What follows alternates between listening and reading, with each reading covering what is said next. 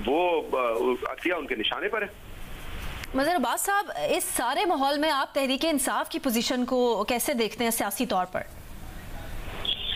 देखिए, तहरीक इंसाफ को जो फायदा हो रहा है वो हुकूमत के इक़दाम से हो रहा है। तहरीक इंसाफ को तो बहुत ज्यादा बिखरी हुई नजर आती है। जो जिस तरह उनके यहाँ तंजीम में जो प्रॉब्लम्स आ रही हैं, एक दूसरे के खिलाफ जो शिकायत देख लें, एक दूसरे के खिलाफ बयानात देख लें, तो तहरीक इंसाफ को इंटरनली तो बहुत सी प्रॉब्लम्स हैं। लेकिन जब भी हुकूमत को इक़दाम कर दिया, अब जैसे आज का फैसला है, अब आज के फैसले के बाद आप क्या समझ रही है, तहरीक इंसाफ बिखरेगी और इकट्ठा हो जाएगी? उसके बाद पार्टी पर ही पाबंदी लगा रहे हैं, तो कौन सा लीडर जो है वो इस पाबंदी के हक में बयान देगा? कल कुछ दिन पहले फैसल वाडा साहब जो है फॉरवर्ड ब्लॉक की बात कर रहे थे। ये सारे इल्जाम पीटीआई को इसलिए नहीं बिखर सकती क्योंकि पीटीआई रिवॉल्व करती है एक शख्सियत के ऊपर। जिस दिन वो शख्सियत बाहर आई, वो पार्टी वहीं की वहीं खड़ी होगी। वो एक बयान, उसका एक बयान, और मादी में हमने ये देखा है एक बयान काफी होता है एक लीडर का। अल्ताफ हुसैन साहब एक बयान देते थे, पूरी पार्टी एक ही जगह होती थी। आप टूट फूट के नतीजे में हासिल क्या करना चाहते हैं? असल चीज ये, इस पाबंदी के नतीजे में आप पॉलिटिकल स्पेस लूज कर रहे हैं या पॉलिटिकल स्पेस गेन करेंगे आप? ये मुस्लिम लीग नून को सोचना है कि क्या पंजाब में आप तहरीक इंसाफ पर पाबंदी लगा के खुद सियासत कर सकते हैं क्या आप? और किस हद तक सियासत कर सकते हैं?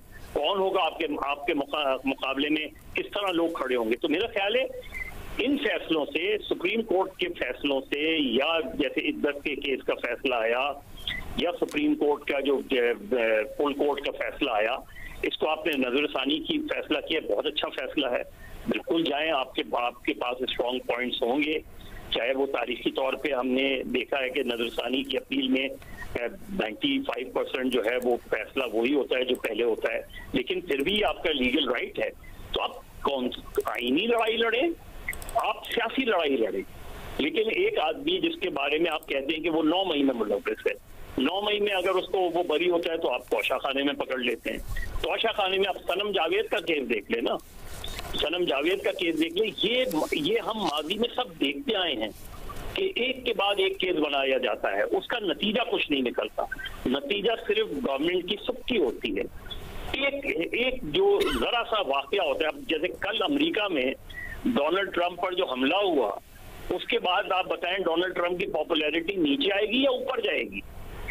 इस तरह जब आप सियासी जमातें अपने सियासी मुखालफिन के खिलाफ केसेस बनाती हैं, तो उस सियासी जमात को नुकसान नहीं होता, उस सियासी रहनुमा को नुकसान नहीं होता, नुकसान होता है हुकूमत को जो ये केस बनाती। और ये भूल जाते हैं हम कि जब हम ऑपोजिशन में होते हैं तो हमारा मौक़िफ़ कुछ और होता है। फिर हम हुकूमत में आके उन्हीं कवानीन जिनके खिलाफ हम बात कर रहे होते हैं, उन्हीं कवानीन को हम अपने मुखालफिन पर।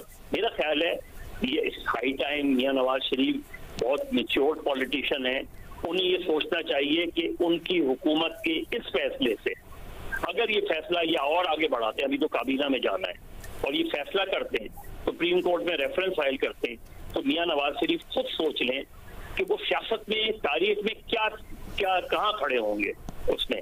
तो मेरा नहीं ख्याल कि मुस्लिम लीग नून या हुकूमत का ये फैसला सियासी तौर पे बेहतर फैसला है। मेरा ख्याल है सियासी तौर पे उनको इस फैसले से मजीद नुकसान पहुंचेगा।